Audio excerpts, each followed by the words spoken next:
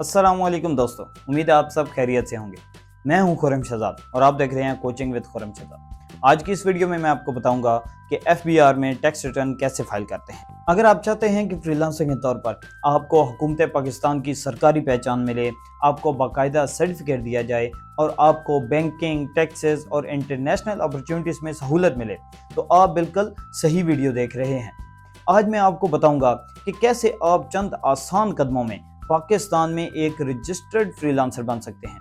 तो चलिए स्क्रीन की तरफ चलते हैं। गूगल क्रोम में IRISFBR लिखते हैं और यहाँ पर जो पहली साइट है IRISFBR, इस पर क्लिक करेंगे और जो सामने टैब ओपन होगी, यहाँ पर आप अपना CNIC और पासवर्ड देंगे और लॉग इन करेंगे। अगर FBR में रजिस्टर्ड नहीं है तो डिस्क्रिप्शन में वीडियो है, वो देख लें। नॉर्मल रिटर्न पर क्लिक करेंगे और 2025 लिखेंगे, कंटिन्यू करेंगे तो यहाँ पर आ जाएगा start filing your income tax return. Okay, और डेडलाइन है 30 सितंबर।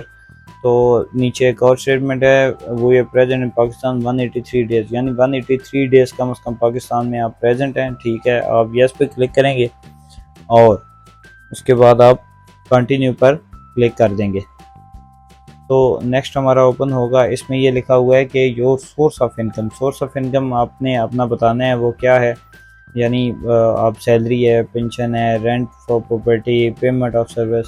तो ये इतना इम्पोर्टेंट नहीं है, यहाँ पे आप पेमेंट फॉर सर्विस सेलेक्ट कर लें, यानी जो मेन टैब है वो ओपन होगी। ये एक न्यू सर्विस है तो आप कुछ भी सिलेक्ट कर सकते हैं। पेमेंट ऑफ सर्विस सिलेक्ट किया, एक्सेप्ट एंड कंटिन्यू करेंगे तो ये मेन ओपन होगा जहां आपने इन करना है। तो अगर आप पाकिस्तान में सैलरी ले रहे हैं तो आप सैलरी वाले जो है वो इसमें जाएंगे और टोटल अमाउंट जहाँ पे सैलरी जो पूरी सालाना आपने कमाई है, यानी अगर 5 लाख है आपने कमाया है, 5 लाख लिखेंगे, कैलकुलेट पे क्लिक करेंगे तो ये जाएगा amount subjected to normal tax, यानी नॉर्मल टैक्स के ज़ुमरे में आएगा।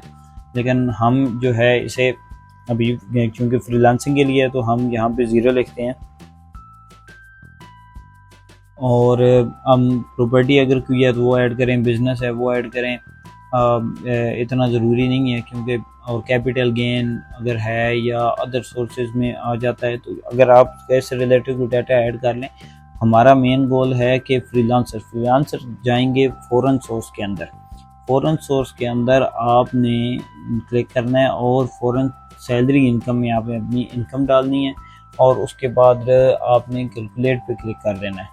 जैसे कैलकुलेट करेंगे तो amount subjected to normal tax में आएगी, लेकिन आपने कहाँ इनकम डालनी है, अमाउंट एग्जेम्प्ट फ्रॉम टैक्स, यानी ये टैक्स एग्जेम्प्ट है और कहाँ पे एग्जेम्प्ट डालनी है वो बाद में बताऊंगा। तो आपने ये कॉपी करके टोटल अमाउंट, ये अमाउंट एग्जेम्प्ट फॉर टैक्स इसमें पेस्ट कर देनी है और दोबारा कैलकुलेट पर क्लिक कर देना है। इसके बाद हम जाएंगे एडजस्टेबल टैक्सेस में, यानी वो टैक्सेस जो आप ऑलरेडी पे कर चुके हैं। जैसे कि अगर आपने कोई गाड़ी ख़रीदी है तो आप उसकी रजिस्ट्रेशन करवाई हुई है तो वो आप यहाँ पे ऐड कर सकते हैं। आप देख सकते हैं जहाँ मैं ऐड कर रहा हूँ तो आप ऐड पे क्लिक करेंगे, यहाँ पर आप व्हीकल रजिस्ट्रेशन नंबर यहाँ पर डालेंगे और उसके बाद आप ये भी बताएंगे मेक, मॉडल, एनर्जी कैपेसिटी, या प्राइवेट या कमर्शियल है।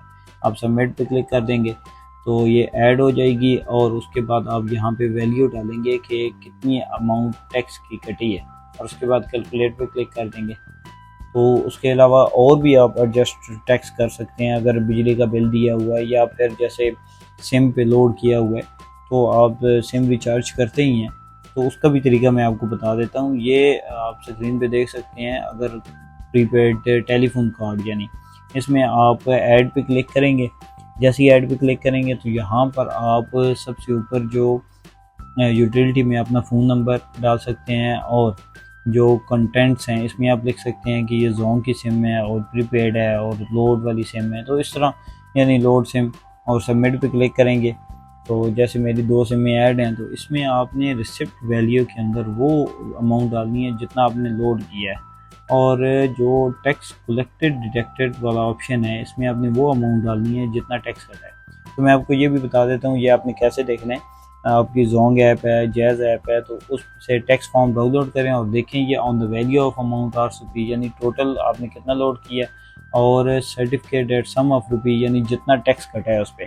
इसी तरह जैज़ का टैक्स फॉर्म अगर मैंने डाउनलोड किया तो उस पर आप देख सकते हैं ये सर्टिफिकेट सम ऑफ रुपी जितना टैक्स कटा है वो लिखा है, और ऑन द वैल्यू अमाउंट यानी कितनी अमाउंट लोड की है वो लिखा है। तो ये आपको इस तरह मिल जाएंगी। यहाँ से आपने सेम वैल्यू जो है वो वहाँ पे पुट कर देनी है और उसके बाद आपने कैलकुलेट पे क्लिक कर देना है। नेक्स्ट हम देखते हैं फिक्स एंड फाइनल टैक्स, यानी वो टैक्स जो एग्जाम्प्ट हुआ है वो कौन सा है। जो फ्रीलांसर्स के लिए है वो आईटी सर्विस। तो यहाँ पे आ जाता है एक्सपोर्ट ऑफ आईटी 1% और 0.25%, ये दोनों है। अगर पीसेप में रजिस्ट्रेशन की भी है तो 0.25%, नहीं की तो 1%। अगर नहीं की तो ये मेरी वीडियो का लिंक है, इस पर क्लिक कर लें, ऊपर आप देख सकते हैं। तो पीसेप रजिस्टर्ड हो जाएं और उसके बाद 0.25% आप टैक्स पे करें। तो अब आपने जो फॉरेन सोर्स के अंदर सैलरी लिखी हुई है, यानी आपने ये फॉरेन सोर्स के अंदर इसे आपने कॉपी करना है टोटल अमाउंट, और फिर आपने दोबारा फिक्स एंड फाइनल टैक्स में जाके स्क्रॉल डाउन करना है और 0.25 जो % है आईटी एक्सपोर्ट का, यहाँ पे आपने पेस्ट कर देनी है। करने के बाद जैसे ही आप कैलकुलेट पर क्लिक करेंगे तो ये आपके सामने टैक्स चार्जेबल कितना टैक्स कटना है वो आ जाएगा। तो अब हम कंप्यूटेशंस में जाते हैं। तो कंप्यूटेशंस में आप देखेंगे कि सारी चीज़ें आपके सामने आ जाएंगी कि कितना जो है वो टैक्स आ रहा है, टैक्स चार्जेबल कितना आ रहा है, फाइनल फिक्स टैक्स कितना है और विद होल्डिंग टैक्स कितना है, यानी ये एडजस्टेबल है। असल वो टैक्स आकार है जो एडमिटेड इनकम टैक्स है, ये टैक्स आपने पे करना है। पे करने से पहले हम पहले जाते हैं वेल्थ स्टेटमेंट पे। वेल्थ स्टेटमेंट इंपॉर्टेंट है कि आपने जो इनकम कमाई है वो कहाँ लगाई है, ये सारा आपने बताना है। अच्छा, आपको तरीका बता देते हैं। सबसे पहले हम जो है अपने एसेट्स की बात कर लेते हैं। तो ये देखें यहाँ पे रिकॉन्सल अमाउंट, यानी इसमें वो अमाउंट शो होगी जो आपने टोटल कमाई है लेकिन माइनस में, कि आपने डिक्लेयर नहीं की। अब डिक्लेयर करते हैं तो सबसे पहले एसेट्स में जाते हैं। तो एसेट्स में ये इन्वेस्टमेंट नॉन बिजनेस, यानी वो जो आपकी इन्वेस्टमेंट कहाँ की है। अच्छा, कैसे ऐड करनी है आपको बताते हैं। इन्वेस्टमेंट में अगर कोई बैंक अकाउंट है जैसे आपने, तो यहाँ पे अपने बैंक का नेम और उसकी डिटेल यहाँ पे लिख के सबमिट करना है। मैं आपको डिटेल से नेक्स्ट बताता हूँ कि कैसे करना है, लेकिन ये आप देख लें कि कंटेंट्स में डिटेल और इन्वेस्टमेंट में वो आपने बैंक अकाउंट नंबर सबमिट, और यहाँ पे जब ऐड हो जाएगा तो उसमें अमाउंट में आपने वो अमाउंट लिखनी है जो बैंक में है। अच्छा, मैं आपको बताता हूँ कि इन्वेस्टमेंट में जो नॉन बिजनेस है आप क्या क्या ऐड कर सकते हैं। तो इसमें bank account, insurance, prize bond, instalment, ये सारी ऐड कर सकते हैं। बैंक अकाउंट में जाते हैं तो अगर आप ऐड करना चाहते हैं इन्वेस्टमेंट में, बैंक नेम लिखेंगे, अल्फा यूबीएल, कंटेंट्स में account number, account type, current saving amount, balance in the bank of 30 जून। अच्छा, ये वो बैलेंस होगा जो 30 जून में फाइनल बैलेंस है। अच्छा, आपको दिखाते हैं कि आप वो कौन सा बैलेंस डाल सकते हैं। ये देखें, बैंक अकाउंट स्टेटमेंट डाउनलोड किया तो जो 30 जून को जो लास्ट पेमेंट करने के बाद जो बैलेंस बचा है तो वो आपने अमाउंट यहाँ से कॉपी कर लेनी है, और जो आपने बैंक की डिटेल्स ऐड की हैं वहाँ जाके आपने पेस्ट कर देना और कैलकुलेट कर लेना है। इसी तरह अगर इंश्योरेंस की बात करें तो आपने इन्वेस्टमेंट में इंश्योरेंस कंपनी स्टेट लाइफ है या जुबली लाइफ है, तो कंटेंट्स में आप इंश्योरेंस टाइप लिख सकते हैं, लाइफ या कार, और फिर पॉलिसी नंबर लिख सकते हैं, स्टार्टिंग डेट लिख सकते हैं, या इस तरह की जो भी डिटेल है। और अमाउंट आपने कौन सी लिखनी है, वो जो टोटल पेड अमाउंट और सरेंडर वैल्यू टिल डेट, यानी अभी तक जो आपने टोटल अमाउंट इंश्योरेंस की पे कर चुके हैं, चाहे 2-3 साल से चल रही है। अगर आप प्राइस बॉन्ड ऐड आपके पास हैं तो ऐड कर सकते हैं। तो इन्वेस्टमेंट में प्राइस बॉन्ड लिखेंगे, कंटेंट्स में आप प्राइस बॉन्ड टाइप प्रीमियम या नॉर्मल है, या 100, 750 वाले, 20,000, 25,000 वाले, 40,000 जो भी हैं, और क्वांटिटी कितनी है वो डालेंगे। और अमाउंट में आप डालेंगे total face value of price bond, यानी जितने भी अमाउंट प्राइस बॉन्ड पड़े हैं उनकी टोटल वैल्यू। आगे आ जाते हैं इंस्टॉलमेंट। इंस्टॉलमेंट में आप इन्वेस्टमेंट में टाइप ऑफ इंस्टॉलमेंट प्लान, यानी प्लॉट है या कार है, किसकी इंस्टॉलमेंट है वो लिखेंगे। कंटेंट्स में आप कंपनी सेलर नेम, यानी अगर प्लॉट है तो कहाँ पे है, कौन सी है, और कार है तो वो किस मॉडल की है।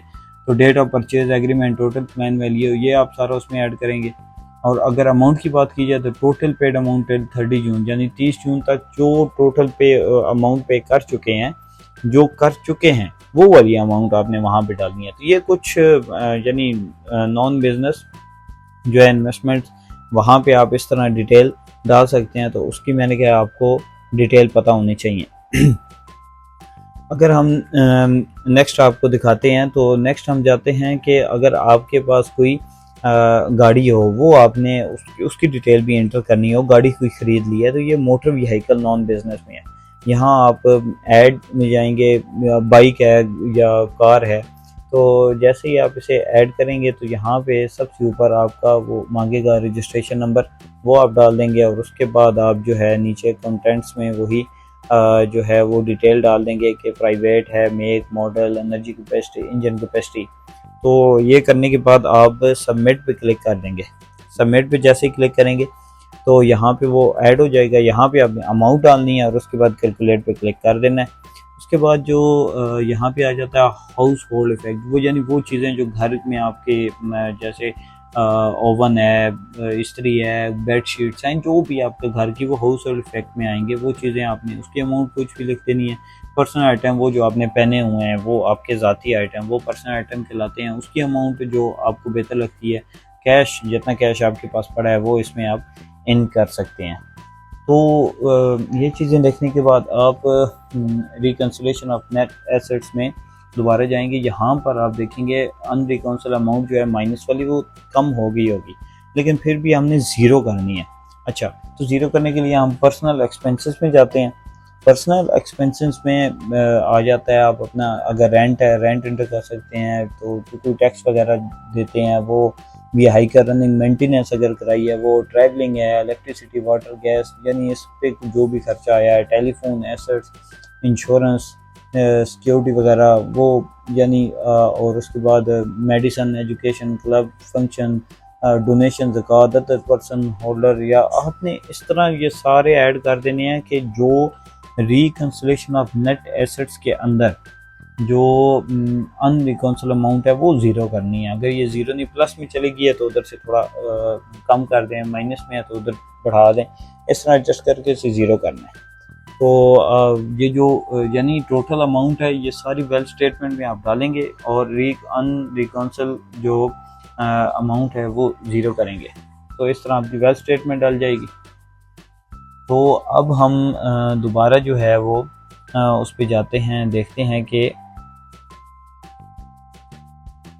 हाँ, इसमें जो इम्पोर्टेंट चीज़ है वो इनफ्लोज़ के अंदर भी आपने डाटा एंटर लाजमी करना है, ये रिकन्सिलेशन ऑफ नेट एसेट्स में। तो इनफ्लोज़ में कौन सा डाटा होगा? सबसे पहले देखते हैं income declare as per return of your subjected as normal tax. अच्छा, नॉर्मल टैक्स उस वक्त आएगा जब आप पाकिस्तान में सैलरी कमा रहे हैं। तो जैसे मैंने आपको पहले बताया कि अगर आपने एम्प्लॉयमेंट के अंदर जो सैलरी है यहाँ पर अगर आपने कोई वैल्यू ऐड की हुई है तो सेम कॉपी करके वो आप यहाँ पे डाल सकते हैं। दूसरा, अगर आप फ्रीलांसर्स हैं और आपने जो सैलरी डिक्लेयर की है वो फॉरेन सोर्स के अंदर डिक्लेयर की है, तो इस टोटल अमाउंट को यहाँ पे आप कॉपी करेंगे, क्योंकि ये अमाउंट एग्जाम फॉर टैक्स है। तो कॉपी करके यहाँ पे आप उसे पेस्ट कर देंगे, इनकम एट्रीब्यूट यानी declare subjected to final fix tax, यहाँ पे आप पेस्ट कर देंगे। अच्छा, ऊपर एक और है वो income declare as per return of the year exam for tax, वो टैक्स जो जिस पे टैक्स नहीं लगता वो अमाउंट, जैसे प्राइस बॉन्ड लिए हुए हैं उस पर अगर आपको मुनाफा हो रहा है तो मैंने वो अमाउंट डाल दिया, उस पर टैक्स नहीं है। अच्छा, तो ये सारा होने के बाद हम एक और देखते हैं, इधर अटैचमेंट्स में जाते हैं। हम चाहते हैं जो डिटेल दी है उसकी कुछ अटैचमेंट्स भी करें, जैसे अगर फ्रीलांसर है तो पीसेफ जो पीआरसी फॉर्म्स हैं वो आप डाल सकते हैं, अकाउंट स्टेटमेंट आप डाल सकते हैं। तो ये आप अटैचमेंट्स इसके साथ भी अटैचमेंट्स भी कर सकते हैं। तो उसके बाद अब हम देखते हैं कि दोबारा उस पे जाते हैं कि जो कंप्यूटेशंस में जो हमारा टैक्स था, अब ये हमने टैक्स पे करना है, तो हम प्रिपेयर्ड पीएसआईडी करेंगे। प्रिपेयर्ड पीएसआईडी पे क्लिक जैसे ही करेंगे तो यहाँ पर हमारे सामने कह रहे हैं please save your data before paying. Okay, सबसे पहले हमने सेव करना है, तो हम ये इम्पोर्टेंट पॉइंट है, जैसे ही सेव करेंगे दोबारा हम स्क्रॉल डाउन करके प्रिपेयर पीएसआईडी करेंगे, तो यहाँ पे वो कहेगा CNIC, name, cell number, Gmail और एडमिटेड टैक्स, यानी ये चीज़ें खुद फिल होंगी, लेकिन आप एक दफ़ा इन्हें देख लीजिएगा कि ये बिल्कुल ओके हैं कुछ। तो इसको कंफर्म करने के बाद आप जनरेट PSID पे क्लिक करेंगे, तो नीचे आप देख सकते हैं योर PSID जनरेट हो चुकी है। आप इसे सेव भी कर लें, लेकिन आप प्रिंट कर लें तो ज़्यादा बेहतर है, तो क्योंकि डिटेल होगी। जैसे ही आप प्रिंट पर क्लिक करेंगे तो ये आपके सेव हो जाएगी। आप देख सकते हैं कि ये PSID लिखी आ गई है और इसमें एक इम्पॉर्टेंट चीज़ है, वो लिखा हुआ है for one bill payment through member bank please add prefixes 99999 with PSID। यानी आप अगर इजी पैसे बैंक अकाउंट से पे कर रहे हैं और वन बिल सिलेक्ट करना है, उसमें इनवाइस सिलेक्ट करना है और उसमें PSID जो एंटर करनी है, पहले 99999 लिखना है, फिर उसके बाद PSID नंबर लिखना है और उसके बाद जो अमाउंट आपके पास आएगी वो उसमें पे कर देनी है। तो जैसे ही आप पे करेंगे, यहाँ पे आप देखेंगे, आप कहेंगे कि हम जो है इसे सबमिट करते हैं। जैसे ही आप सबमिट पे क्लिक करते हैं तो ये कह रहा है कि admitted income tax must be paid before. तो ये इसने कहा है कि अभी तक पे नहीं हुई। हम पेमेंट में जाते हैं, यहाँ पर भी पेमेंट नहीं आई, तो थोड़ा इंतज़ार करेंगे।